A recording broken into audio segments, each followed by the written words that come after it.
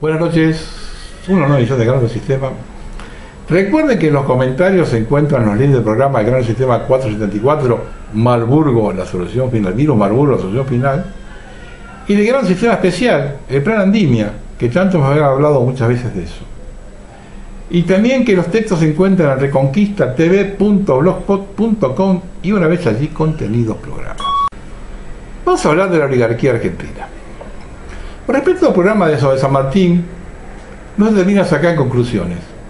Cada día, si no recibo un comentario en otro video, es un correo o recibo posteos que se hacen en las redes.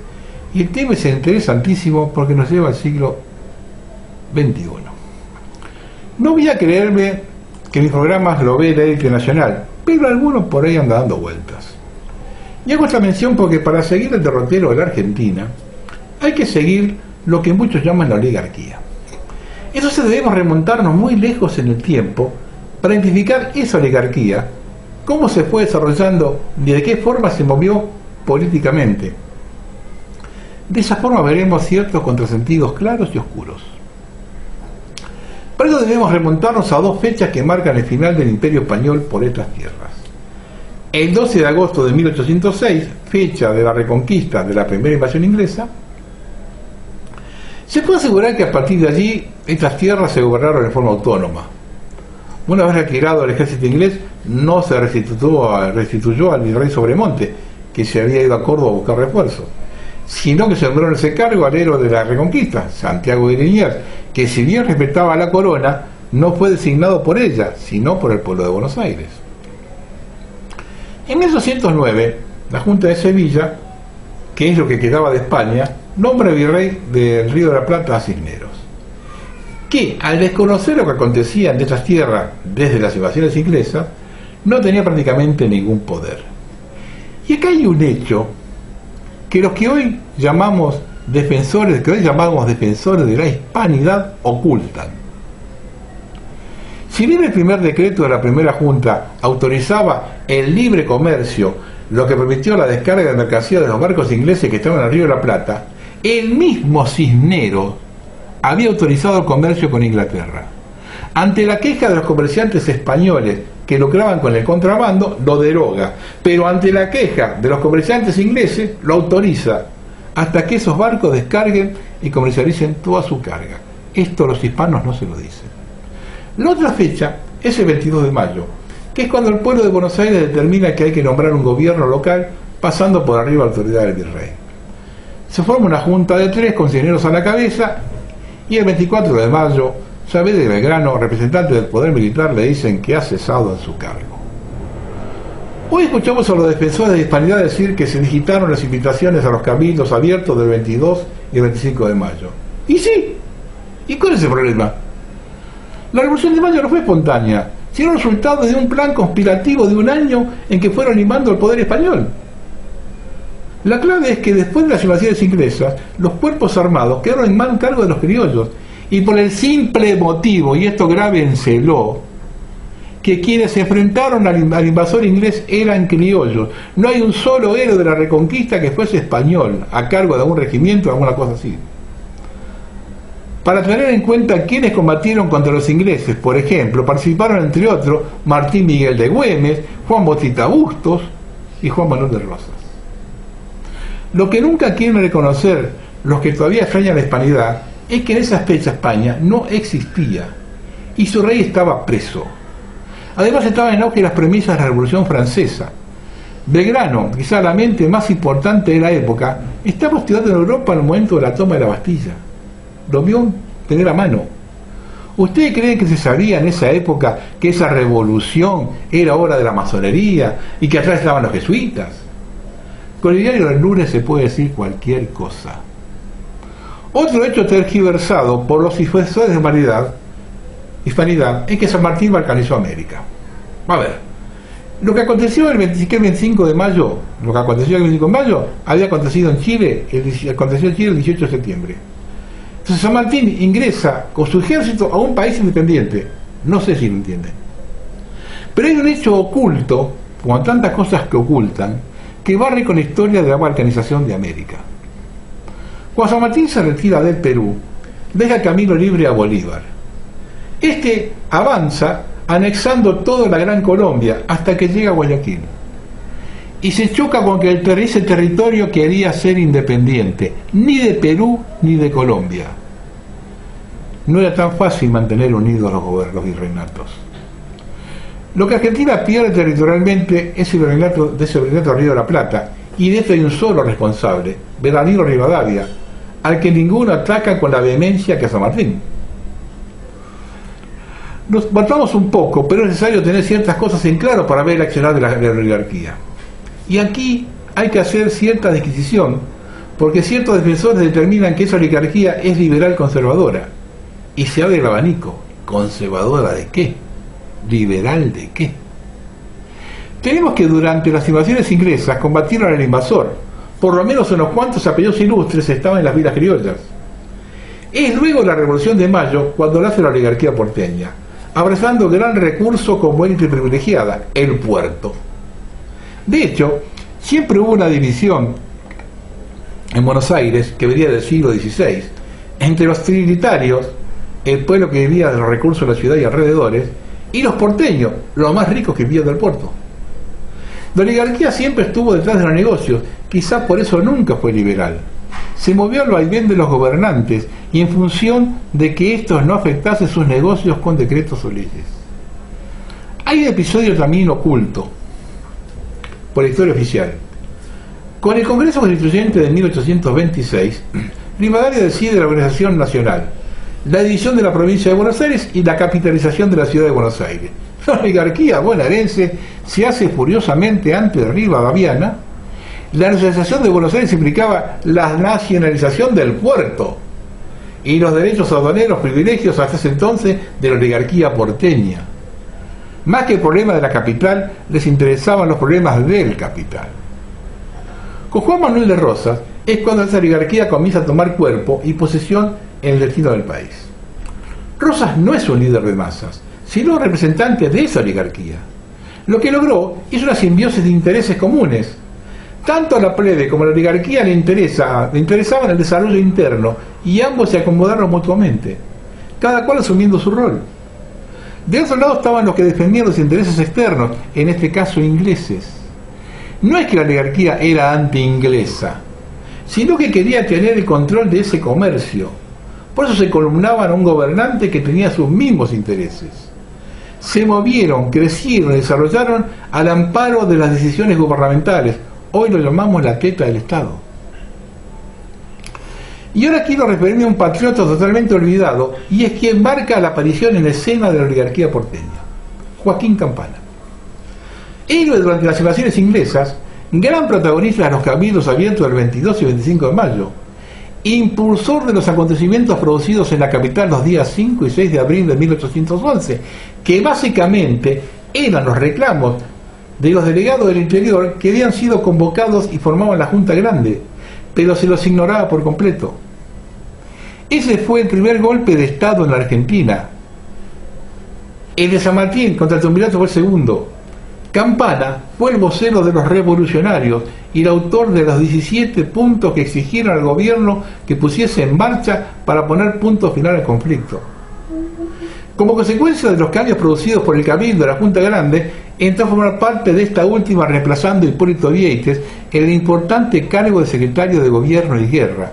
Campana era la voz de las orillas, del interior. Para entonces, los ingleses, a quienes no le convenía la guerra en América, tramitaban una mediación entre España y sus antiguas colonias. La designación de Campana como secretario de Comercio y Guerra no fue del agrado de Lord Stranford, encargado de llevar a buen término la negociación, pues se lo sabía demasiado independiente y poco inclinado a entrar en ningún tipo de componendas. Los funcionarios británicos, desde los tiempos de Moreno en adelante, se habían acostumbrado a tratar con hombres a quienes conducían fácilmente. Joaquín Quintana no era uno de esos, y los ingleses lo sabían. Y escuchen esto: el 18 de mayo de 1811, en un documento de notable factura, Campana decía a Lord Stranford lo siguiente, y escuchen con atención: estas provincias exigen mantenerse por sí mismas y sin riesgo de aventurar sus caudales a la rapacidad de manos infieles. rapacidad, manual y fieles. Para que el gobierno inglés pudiese hacer los efectos de un mediador imparcial, es preciso que reconociese la independencia recíproca de América y de la península. Pues ni la península tiene el derecho al gobierno de América, ni de América al de la península. En la propia jeta. Fue esta la primera vez que en forma oficial se habló tan concretamente de independencia, lo cual indignó a Stanford, que envió de inmediato a Zarratea a Buenos Aires para que para que pusiese coto a la locura de la chusma de medio pelo que dominaba el gobierno. Posteriormente Campana fue expulsado de la Junta Grande por disposición del Comité Patriótico Morenista. Según la versión familiar, en la noche del 7 de septiembre, el doctor Campana fue secuestrado a su domicilio y llevado detenido a Areco, donde se lo instaló en la cárcel. Al reunirse en la Asamblea General Constituyente de 1813 para tratar la organización y gobierno que se daría al país, sancionó la ley de amnistía, que favoreció a todos los incursos en delitos políticos y militares, con las únicas excepciones de Cornelio Saavedra y Joaquín Quintana. Al expresidente Saavedra, tras muchas vicisitudes, consiguió volver a Buenos Aires y se reivindicara moral y materialmente. Campana no tuvo esa dicha. Estuvo detenida hasta 1829, 18 años. No hay otro antecedente de una prisión de un funcionario tan larga en la historia. ¿Ven cuando me refiero a que el sistema, cuando toma decisiones, va a fondo? Bueno, la caída de Campana significa la disolución de la Junta Grande, la creación de un triunvirato por Rivadavia de secretario manejándolo por detrás y la consolidación de la oligarquía porteña con un grupo de poder. Ya dije cómo se manejó con Rosas. Después de Caseros, vuelve a manifestarse en el separatismo porteño, representado por Arturo de Mitre. Buenos Aires se unifica a la Argentina luego de la batalla de Pavón y la reforma de la Constitución de 1861, ampliada con la de 1866, donde Buenos Aires establece sus condiciones para integrar la República. La oligarquía porteña se convierte en fundamental en la estructura económica nacional, siempre atada al carro del Estado. Luego de la campaña del desierto, las tierras se venden en la bolsa de valores con una superficie de 4 leguas cuadradas, 16.000 hectáreas, con la única cláusula que las compras no podían ser colindantes. Lo que se logra es que la oligarquía porteña se expanda territorialmente en la campiña bonaerense y en la factura provincia de La Pampa. Roca reservó campos que entregó a los oficiales, suboficiales y soldados que lo habían acompañado. Casi todos esos campos, en especial los de los suboficiales y tropa, terminaron en manos de los pulperos en pago de deudas y comprados después por la oligarquía. Y acá termina de determinar cómo se generaron los grandes terratenientes de la Patagonia, con cientos de miles de hectáreas cada uno.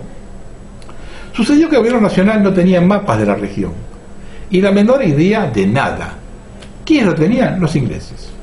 Entonces compraban un terreno entre el río A y B y las colinas C y D, y decían que eran 20.000 hectáreas, cuando en realidad eran 10 o 20 veces más.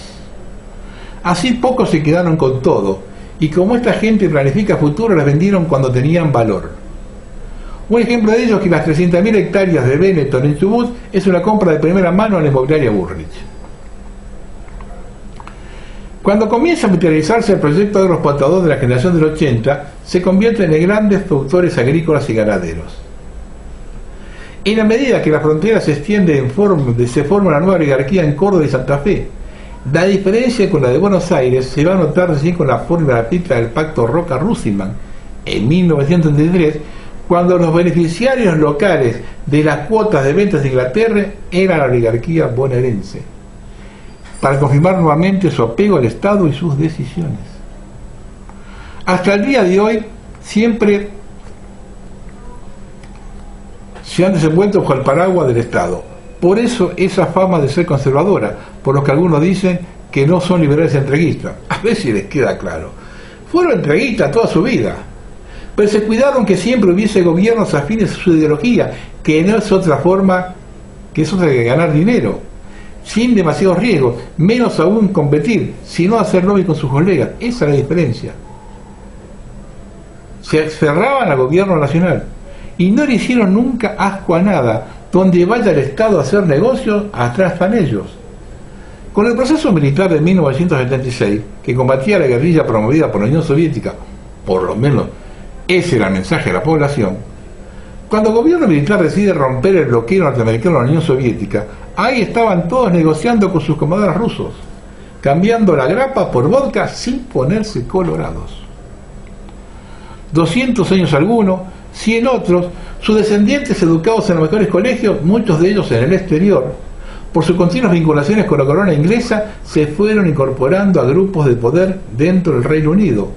Así se daba un modus operandi explicado por Dolores Carabini Ortiz. Cuando una persona se destacaba en la actividad del Estado, era reclutado, enviado a los negocios ingleses, en aquel tiempo frigoríficos y ferrocarril, para luego ser catapultado nuevamente a la administración pública en el cargo jerárquico.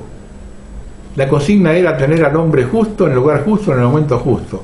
Ejemplos de estos en la historia hay decenas. Uno de los más de aquella época más emblemáticos, Pinedo. Pinedo, una persona que lo sacaron de la administración, se la llevaban a trabajar en los frigoríficos ingleses y lo traen de vuelta como ministro de Economía, que es el que firma el pacto Roca-Russiman. La ciudad de Buenos Aires, centro neurálgico de la Argentina, ha tenido casi un 40% de sus integrantes, intendentes, miembros de la oligarquía. Desde que es autónoma, de los 6 jefes de gobierno, 3 son de la oligarquía. Permanentemente se observan en cargos fundamentales del gobierno nacional integrantes de ella. Este poder aliado desde 1990 al poder financiero son los que manejan la Argentina y se han enriquecido en especial con la deuda pública.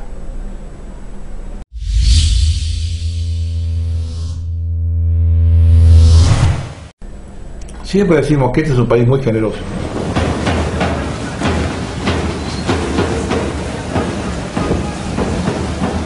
Mi nombre es Belén, yo estoy en el Partido Polo Obrero que adhiere al potenciar trabajo. El tema es así, nosotros estamos juntando gente que vaya una vez a la semana como mucho, ahora se está yendo una vez por mes a hacer un corte. A veces se hacen cortes el 9 de julio, a veces en el puente de Pueyrredón, en el de acá de Avellaneda. Es una vez por mes, cuando salen cupos, que salen alrededor de 10 cupos más o menos cada 2 meses. Una vez que se anota y que sale tu cupo beneficiado, cobrarías 12.800 pesos por mes solamente por ir una vez por semana a un corte, ¿no? Se te va a dar una tarjeta Nación y con eso todos los 5 de cada mes vos vas a cobrar tus 12.800 pesos. Una vez que ya estás y que vos tenés una asistencia casi perfecta, que no sos de faltar, ese cupo de potenciar trabajo pasa a ser un cupo de esencial. ¿Qué quiere decir esto? Que en vez de cobrar 12.800 pesos por el mismo trabajo que se hace, vas a cobrar 17.000 pesos. Hasta después de un tiempo que de ser potencial pasarías a ser de cuadrilla. En cuadrilla se cobra casi 25.000 pesos hoy en día. Si te interesa, me das tus datos, yo te anoto. Lo único que te pido es que siempre que se avise que haya un corte vos asistas, porque eso es lo que te suma o te resta para los cupos. Si te interesa me decís y bueno, ya te anoto. Tampoco saqué pecho los juntos por el cargo, porque Macri aumentó la cantidad de planes. Pero bueno, todos miran para otro lado. En el fondo juegan con la desesperación de la gente que con tal de ver un peso está a la merced de todos los punteros. El juez de la manifestación frente al ministerio, el grito era basta de polenta, todo un símbolo de la triste realidad argentina. Observe que realmente es un país muy generoso. Cuando creíamos que ya habíamos visto todo, no podíamos ver ninguna pelotudez más de esta gente, apareció esto. El PAMI garantizará a sus afiliados el acceso a la práctica del aborto. El PAMI. Aborto. A los jubilados.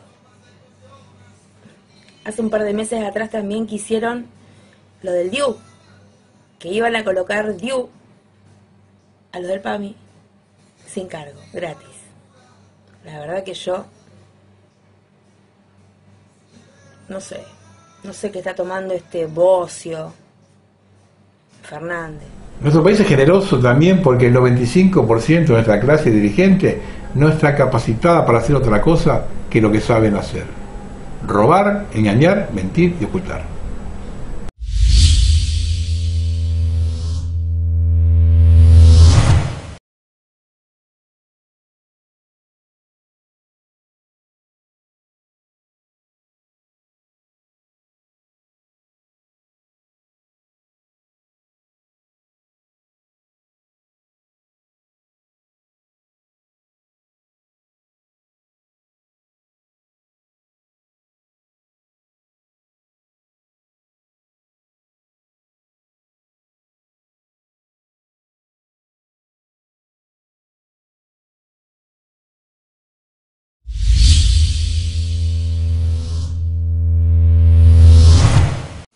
Yo quiero hablar ahora de la jubilación de Cristina Fernández, porque hay cosas que no las entiendo. Entonces hago una apelación para que si alguno dice que he equivocado, me las explica. Hay cosas que no se entienden, y es bueno que alguien salga a aclararlas. El último sueldo declarado de Alberto Fernández en febrero de este año fue de 354.694 pesos con 16 centavos. Si una persona se jubila, normal, con suerte, la mitad. Pero luego, estas son personas privilegiadas. Ahora vamos a la pensión que aclaremos le corresponde. Si los argentinos votaron cónyuge de presidente, hacerse cargo. La pensión le corresponde. Pues bien, una persona común cobra el 70% de la pensión, para la pensión. Pero repito, estos son privilegiados. Cristina reclama una jubilación de 2,5 millones de pesos mensual. Yo quiero hacer 3 cuentas. Que vuelvo a repetir, estoy equivocado, me lo explican. La de máxima, con todos los privilegios. 2 sueldos, tomando el sueldo del presidente Fernández, 2 sueldos sería un total de 709.388,32. Menos de un tercio el reclamo. Ahora bien, si tiene adicionales que triplican ese sueldo, es un escándalo que debería explicarse. La posición de medio, manteniendo el sueldo y un 70% de la pensión, sumaría 602.980,07. Y la última sin privilegios, 60% de la jubilación y 70% de la pensión, sumaría 212.816 de la jubilación y 148.971 de la pensión, total 361.788 pesos. No sé cómo llegan a esas cifras que están reclamando. Si nos basamos en el recibo de Alberto Fernández, entonces la diferencia es mucho mayor y ya no hay cómo dibujarla.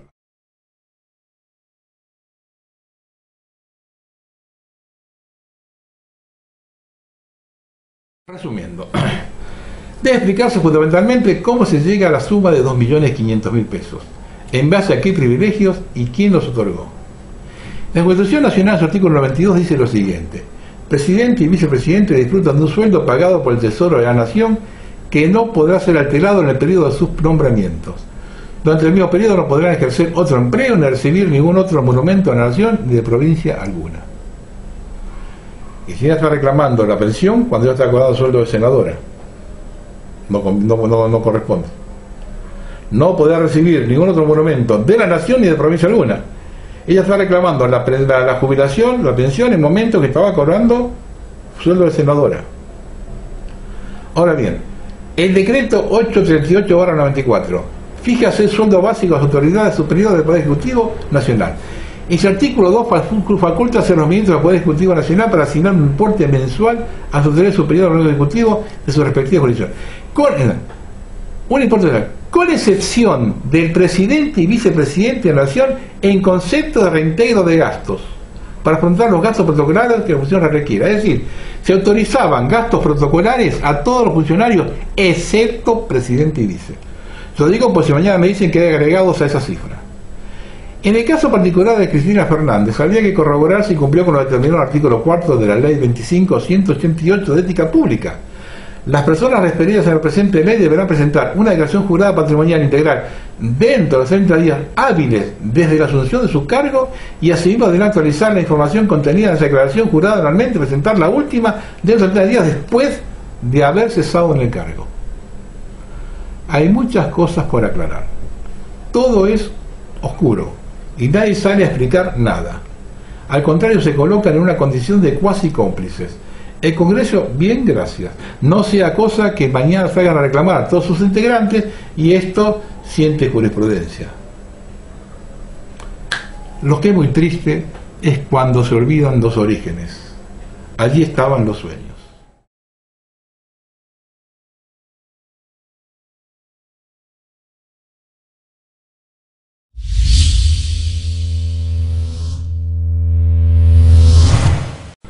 Bueno, uno dice que estamos en el inicio del fin de los tiempos, ¿no? En programas anteriores hablé del nuevo templo a elegirse en Abu Dhabi, que será la sede de la única religión mundial. Su nombre será la familia abrahámica y la sede será una isla en las costas de Abu Dhabi. Se ha dividido en 3 edificios que representarán la mezquita, la sinagoga y la iglesia, en este orden. Y en esa última estará prohibida una representación de Cristo o similar. En la Iglesia Católica se prohíbe una representación de Cristo similar. El proyecto es del Papa Francisco y del jeque Ahmed Ali Tayeb y se llama Fraternidad Humana Global. Será destinado a un concilio interreligioso, tiene predominio islámico sobre los demás en el orden que dije antes: mezquita, sinagoga y iglesia. Por lo tanto, posibles acciones religiosas como la ley de la Sharia o etcétera. Como consecuencia, el gobierno mundial proclamado y el nuevo orden mundial, el inicio del fin de los tiempos.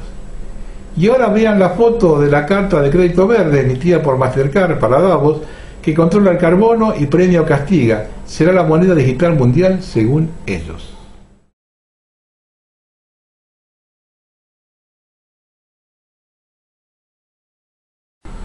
Otra señal del fin de los tiempos lo da quien gobierna el país más importante del mundo. Nosotros nos quejamos.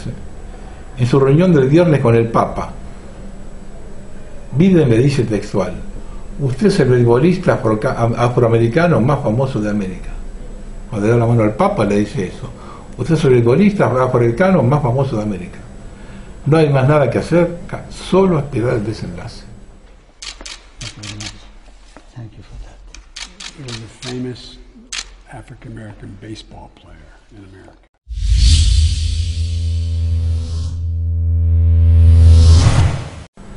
Bueno, ensayos para una normalidad. La semana pasada comenzó el operativo Interceptación, juntamente con cadetes de la Escuela de Policía, llevado a cabo de lunes a sábado de 17 a 22 horas hasta nuevo aviso. Deben estar en el lugar media hora antes, correctamente uniformados, vagina. A cargo de cada grupo estarán los jefes de área, dispuestos por la superioridad. Yo tengo el detalle ese. Históricamente, de los 90, recuerdo que a nivel nacional la única vez que se sacó estudiantes a la calle fue de la Escuela de Suboficiales y Agente Comisario Villar, cuando mandaron a los aspirantes a escombrear el atentado de la AMIA, pero fueron de equipo de gimnasia y sin arma, porque no habían terminado el curso.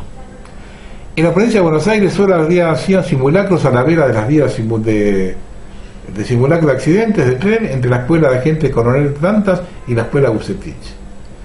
Esta política de sacar estudiantes tiene 3 aristas. Primera, es una medida de manotazo de ahogado de la campaña, tal como fue la botadura de la carcasa en Ensenada, dado que la seguridad es una percepción o tener la certeza de. Es para hacer humo en la sociedad con la presencia cuasi policial de estudiantes disfrazados que todavía no son policías fijos.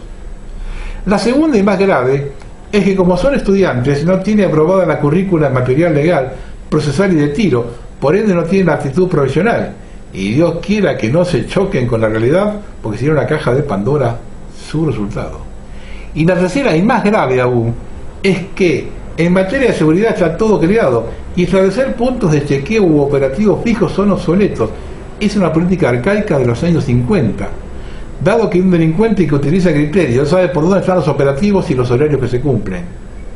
Es más una medida no de seguridad, sino de control poblacional. No sea cosa que estén adoctrinando a los futuros policías para lo que pretenden hacer el régimen de crear zonas como los juegos de hambre, donde si no tenés un salvoconducto no podés salir o entrar de ese feudo, tal como pasa en Formosa. Y ya que hablamos de Formosa, veamos una foto del futuro.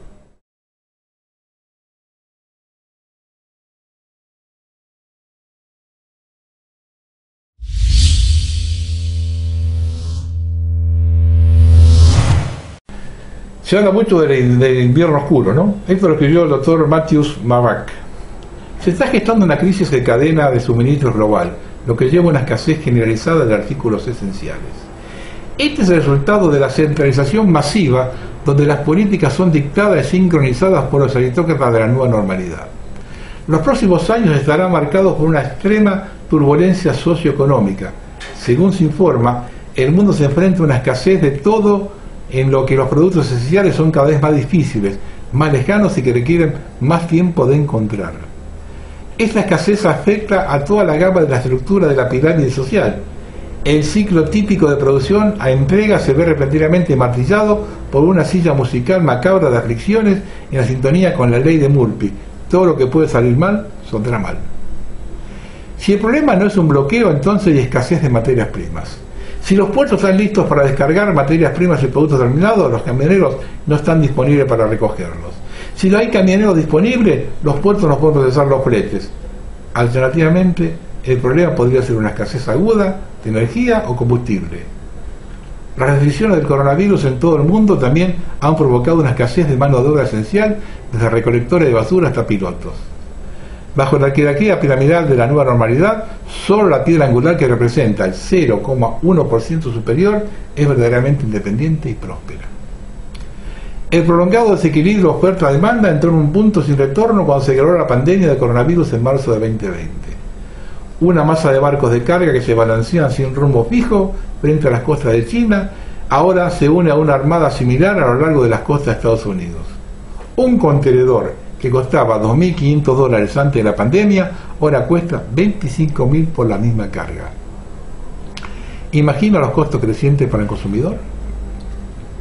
Ahora todo se le atribuye evidentemente al COVID-19, con las causas y el miedo alcanzando proporciones épicamente absurdas. Australia bloqueó toda la ciudad de Perth con una población de más de 2 millones después de descubrir un solo nuevo caso de coronavirus a fines de enero. Casi 8 meses después, otro caso resultó el cierre de la ciudad capital de Canberra, población de más de 400.000. Esta locura es solo la punta del iceberg. Australia es probablemente la nación más bloqueada del mundo. Más inquietantemente, también es una de las principales canastas de alimentos del mundo. Después de 18 meses de perturbaciones socioeconómicas, sus exportaciones agrícolas se encaminan hacia una recesión. La situación es igual, es peor en otros lugares. La inflación de los alimentos ya se encuentra en un máximo de 10 años en los Estados Unidos, y los precios de septiembre registraron un aumento del 32.8% interanual en Estados Unidos. La escasez y la inflación presagian una variedad de problemas sociales. Una epidemia de hurto organizado en tiendas, por ejemplo. Esto representa un golpe nacional para el sector minorista de Estados Unidos, que aún se está recuperando de los disturbios de George Floyd y las restricciones del coronavirus. Amazon, al contrario, lo está haciendo bien por sí mismo. Aquí es donde los bienes robados durante el día son seguidos por las noches. Las políticas de Lunatic y Despertar en los Estados Unidos también garantizan que los ladrones de tiendas en serie sean liberados de forma rutinaria, a menudo el mismo día, para presumiblemente acelerar la bancarrota de los establecimientos minoristas establecidos, en particular los pequeños y medianos. Todos los cisnes negros, criados específicamente para el gran reinicio, vuelven a casa para descansar. Los efectos dominó de la debacle inmobiliaria Evergrande de China, que implica deudas de 305.000 millones, nada menos, han afectado al sector de vehículos eléctricos en Suecia. Nuestras fichas de dominó globales están en cascada.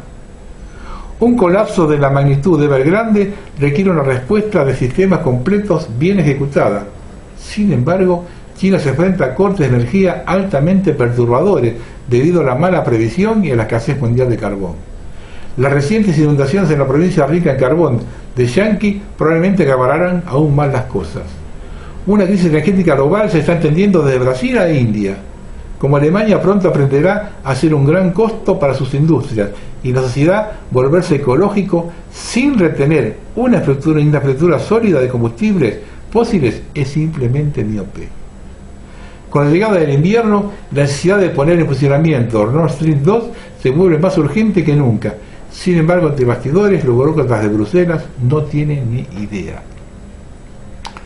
Hay algunos detalles relacionados con la energía para reflexionar en este contexto. Las autoridades de la Unión Europea darán prioridad a la calefacción eléctrica de invierno sobre los coches eléctricos que supuestamente son ecológicos y respetuosos con el clima.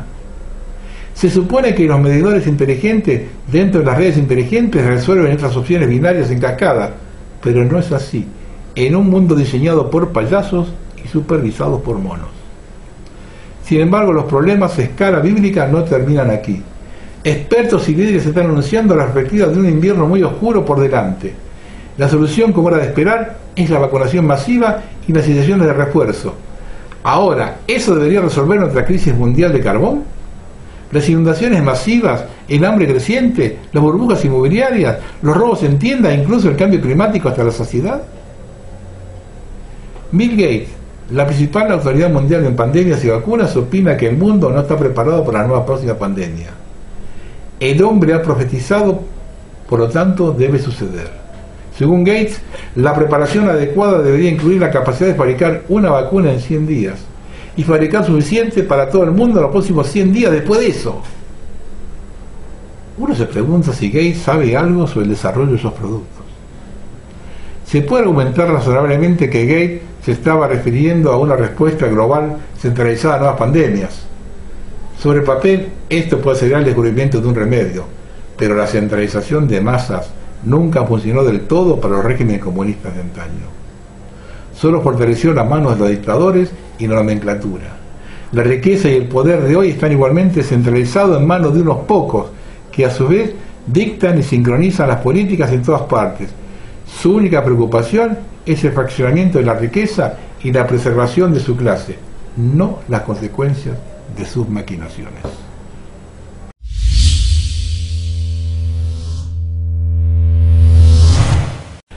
Y esto es muy curioso, salió de ageoftheneedle.com. Es un escenario impensado de una guerra. El mar Mediterráneo, el mar de la China Meridional, es una zona marítima rodeada por varios países del sudeste asiático, como China, Vietnam, Malasia, Filipinas.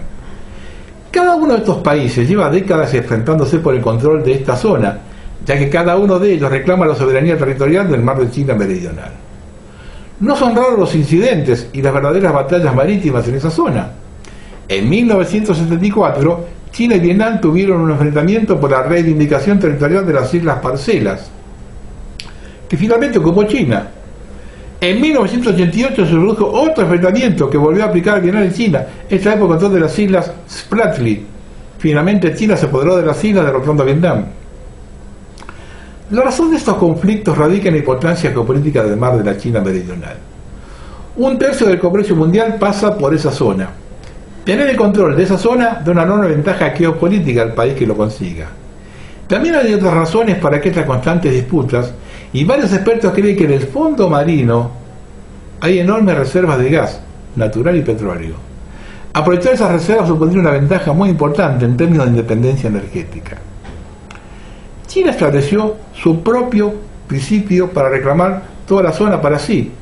Este principio se conoce como la línea de las 9 rayas, que es una línea imaginaria trazada por la dictadura comunista en 1947. Esta línea básicamente asigna a China la mayor parte del control de la zona. En 2016, en una batalla legal en la que participaron China y Filipinas, la Corte Permanente de Arbitraje dictaminó que el criterio de la línea de las 9 rayas de China no encuentra base legal en el derecho internacional. El gran crecimiento económico de China radicó en el concepto de globalización. La idea en que se basa la globalización es el libre comercio sin ninguna restricción. Los poderes globalistas como el Foro Económico Mundial y el Club de Roma concibieron un mundo en el que el hemisferio occidental estaba completamente desindustrializado. Su idea era trasladar toda la cadena de suministro y producción a los países asiáticos como forma de abaratar el costo de la mano de obra y privar al mundo occidental de su poder industrial. China fue elegida por las familias financieras más influyentes como los Warburg, los Rockefeller y los Rothschild, como el país modelo para la sociedad autoritaria global del nuevo orden mundial. Esta política global en China chocó cuando Trump asume el poder, cuya doctrina América primero puso fin a la sumisión de Estados Unidos a China.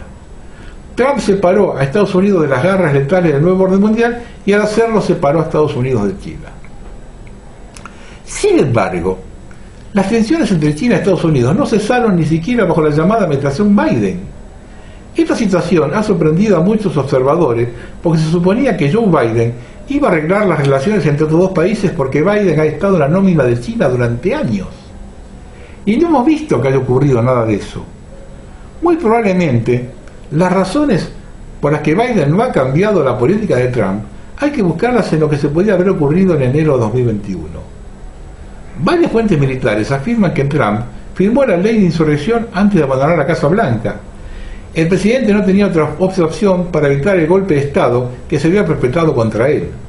Por lo tanto, si esta información es correcta, ni Biden ni Harris han estado efectivamente al mando. Los últimos acontecimientos de Afganistán y China parecen sugerir que alguien más está al mando de la Casa Blanca y no es Joe Biden. Tampoco es el Estado profundo. Alguien más está en control y este alguien no está siguiendo la agenda del Estado profundo. Y todo esto ha explotado la noche del 2 de octubre. Según una fuente del Pentágono, hubo un enfrentamiento militar entre el submarino USS Connecticut y los militares chinos cerca de las islas Spratly. Al Connecticut se le asignó una misión secreta que consistía en destruir el sistema de comunicaciones de una base militar china en uno de los islotes de esta zona marítima. Una vez que el submarino llegó a la costa donde se encontraba la base, lanzó un misil contra el objetivo. Aparentemente la misión tuvo éxito porque la base fue destruida. Sin embargo, China reaccionó y lanzó una contraofensiva contra el submarino norteamericano que resultó dañado por el ataque chino. El Estado Mayor Conjunto chino estaba furioso por la operación de sabotaje norteamericana y exigió una respuesta militar cada vez más decidida. Solo una llamada telefónica de las altas esferas del gobierno chino evitó una escalada militar entre Washington y Pekín. Toda esa información estaría recogida en un documento clasificado de la OTAN. Y estamos viendo en estos días de que Facebook e Instagram sufrieron apagones inexplicables y sin precedentes. Facebook dijo que estos apagones fueron causados por un problema de configuración. Sin embargo, nuestra fuente nos dijo que lo que hemos estado viendo que le ocurre a Facebook es el resultado directo de un ataque cibernético chino como represalia por la batalla de las Islas Spratly. Y todo esto se complica más aún ante el último gran descubrimiento, Zelandia, reconocido por los científicos recientemente. Es el continente más sumergido, delgado y joven hallado hasta la fecha. Con 5.200.000 kilómetros cuadrados, un continente excepcionalmente largo y estrecho, desde Nueva Caledonia al norte hasta más allá de las islas subantárticas de Nueva Zelanda por el sur. Nueva Zelanda hoy es la porción más grande sobre el nivel del mar, seguida de Nueva Caledonia. Es decir, Nueva Zelanda no es una isla, es algo que sale de ese continente. Esto crea un nuevo foco de conflicto, debido a que todos los recursos están sin explotar y ya comienzan a posicionarse las potencias.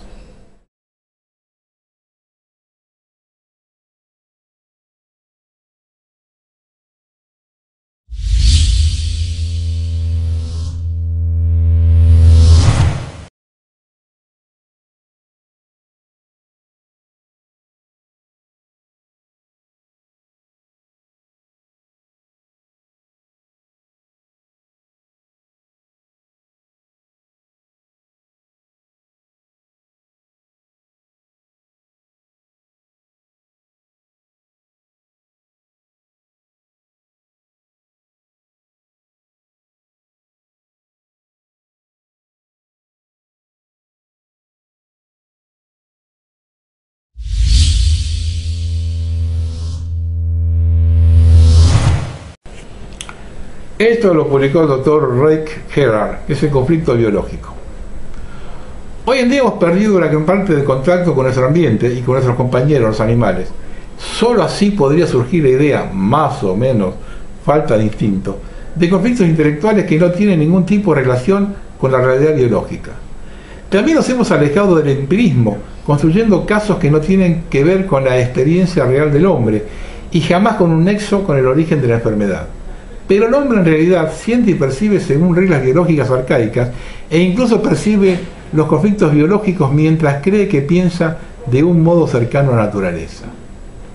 A causa de la civilización moderna, que no se basa en ningún modo en las formaciones biológicas fundamentales, los hombres vivimos un terrible dilema.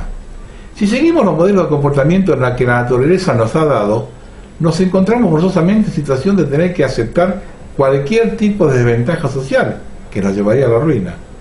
Si por el contrario seguimos las normas que nos han creado los políticos, juristas y la Iglesia, en su mayoría son contrarias a nuestro código arcaico personal, entonces vamos de cabeza al conflicto que ya estaba programado. Realmente el bajo perfil teórico es posible, aparentemente manipular a placer a los hombres con leyes cualquiera, pero la cuenta que pagamos es terrible. Siempre ha habido adaptaciones a las condiciones ambientales modificadas del tipo más adverso. Justo de eso depende la evolución de la naturaleza. Estos cambios, mutaciones, normalmente duran muchos cientos o miles de años. Por el momento, y para los próximos 100.000 años, eso no nos ayuda en nuestro dilema. Hasta ahora, la mayor parte de las personas no eran conscientes de esto o no se rendían cuenta de modo correcto. La nueva medicina asume el ejercicio de buscar y de encontrar una respuesta. No por esto dejaremos de tener conflictos biológicos, porque también el conflicto biológico forma parte de la naturaleza y no es bueno ni malo. Simplemente es una realidad y la naturaleza representa un medio para la selección y la conservación de la especie. Y yo creo que seremos más felices si vivimos nuevamente según el código de nuestro cerebro.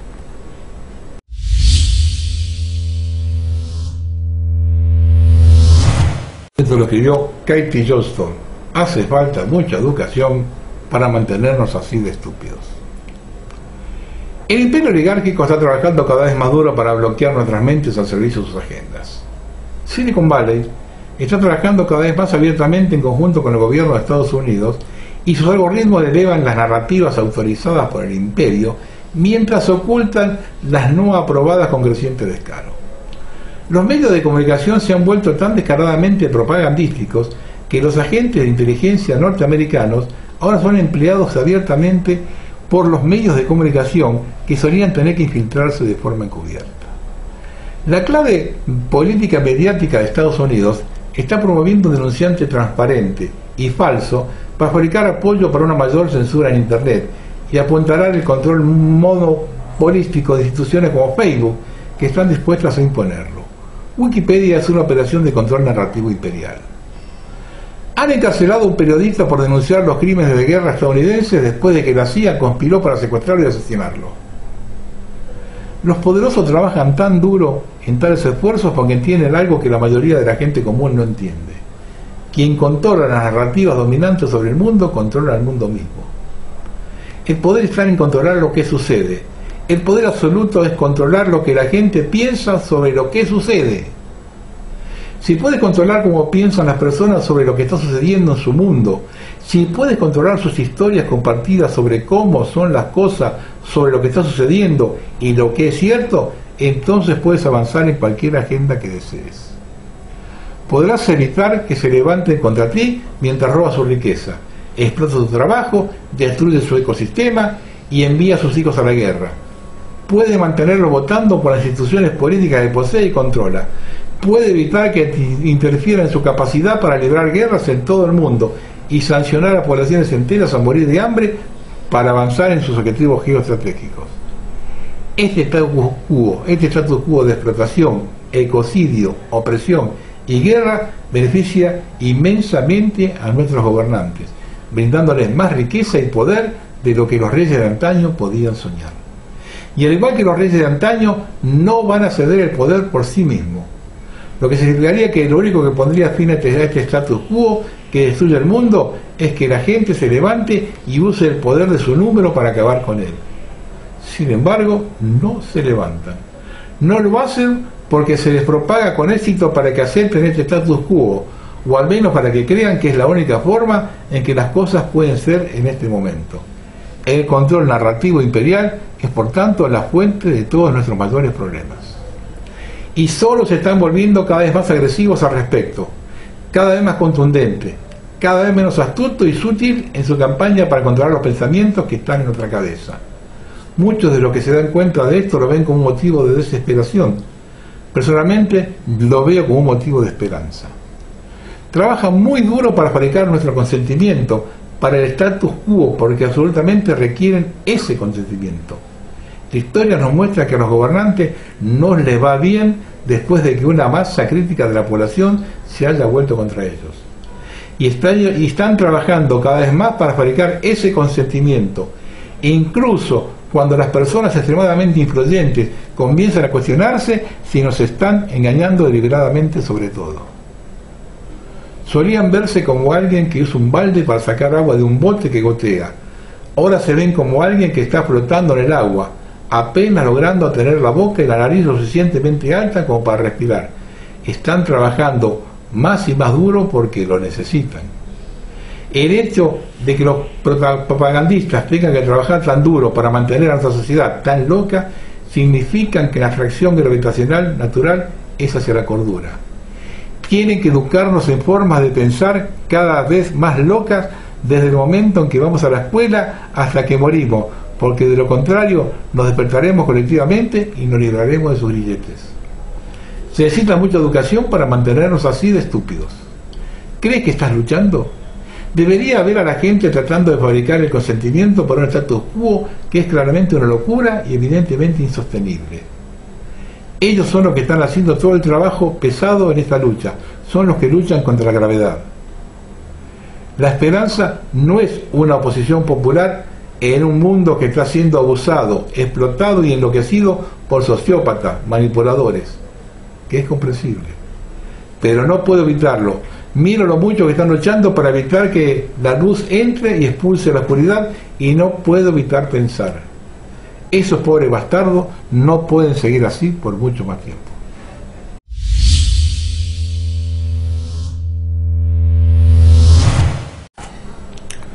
La guerra es por el cerebro. Esto lo publicó el Confidencial. Según las cartas Kilorev, Elon Musk está equivocado. Es imposible que podamos acceder al cerebro con electrodos, conectarlo a máquinas de forma eficiente y menos aún desentrañar sus secretos. El cerebro, dice Kilorev, es demasiado complejo y parece que DARPA está de acuerdo con él. Kilorev es un ingeniero e investigador que lidera un equipo de neurocientíficos, físicos, químicos, biólogos e ingenieros de materiales en busca de desentrañar los secretos del cerebro humano y poder comunicarse de forma directa usando esa máquina. Para ellos planean inyectar unos 80.000 millones de nanopartículas para leer y controlar el cerebro. Aunque Kilorev también dice que pueden ser ingeridas con un vaso de agua. Estas nanopartículas que afirma son totalmente seguras para la salud y pueden extraerse fácilmente. Se unirían a todas y cada una de las neuronas que hay en el cerebro para comunicarse inalámbricamente con una máquina. Si todo va como ellos piensan, el equipo de Kilorev afirma que el proyecto estará terminado en algo más de 3 años. Estas partículas son 2000 veces más finas que un cabello humano. Se llaman MEMP, nanopartículas magnetoeléctricas, de su sigla en inglés, y son capaces de recibir y emitir campos magnéticos a la vez que interactúan eléctricamente con células humanas. Aunque suena a ciencia ficción, Kilorev lleva usando los MEMPs desde 2010. Fíjese que está trabajando esta gente.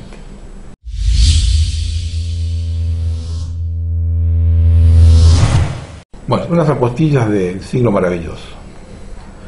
Un ciberataque a las gasolineras de Irak el martes paralizó un sistema de gobierno que maneja subsidios de combustibles y obligó a los conductores a hacer largas filas.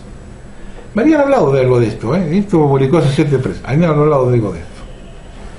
El Papa Francisco invocó a Dios en un esfuerzo por presionar a los gigantes de Silicon Valley para que censuraran más contenido, incluido el discurso de odio y las teorías de la conspiración. Esto publicó Summit News. La Agencia Española de Meteorología ha confesado que España está siendo rociada con dióxido de plomo, cloruro de plata y diatomita. Es de España, fue el primer boletín occidental que incluyó de forma oficial los chemtrails en su boletín oficial. El Ministerio de Sanidad español autorizó a las unidades nuclear, biológico y químico de Fuerzas Armadas y también a la UME para que usen biocidas desde el aire.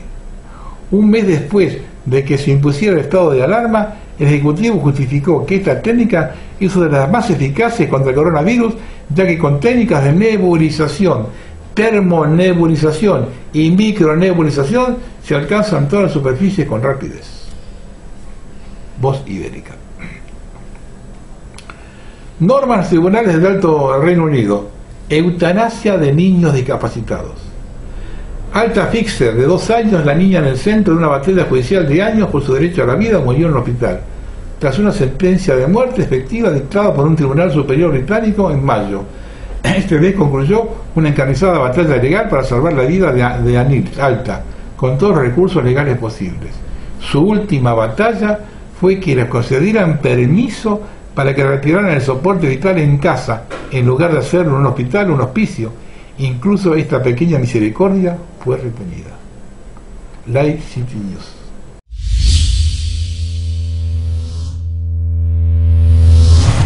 Bueno, vamos a terminar. A medida que uno avanzando, andando caminos, haciendo programas polémicos, cada día me convenzo más que la Argentina camina a su autodestrucción.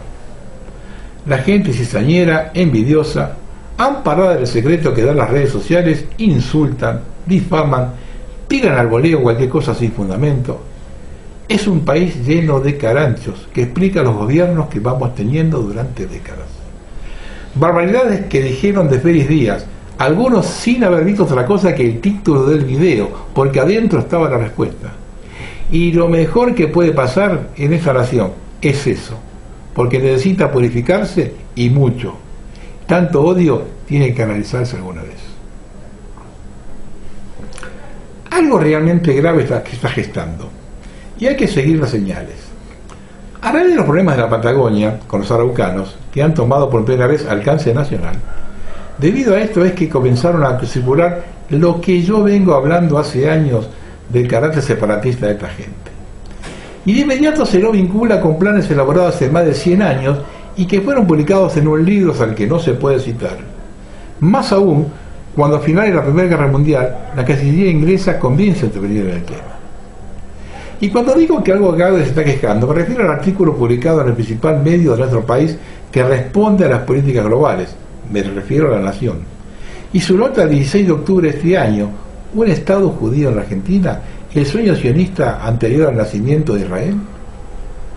Y duda hacer un raconto de lo aprobado en el Congreso de Basilea en 1897 y publicado posteriormente en el libro, termina despegando al mismo de lo que se conoce como Plan Andinia, aduciendo que esto último es obra de conspiranoicos.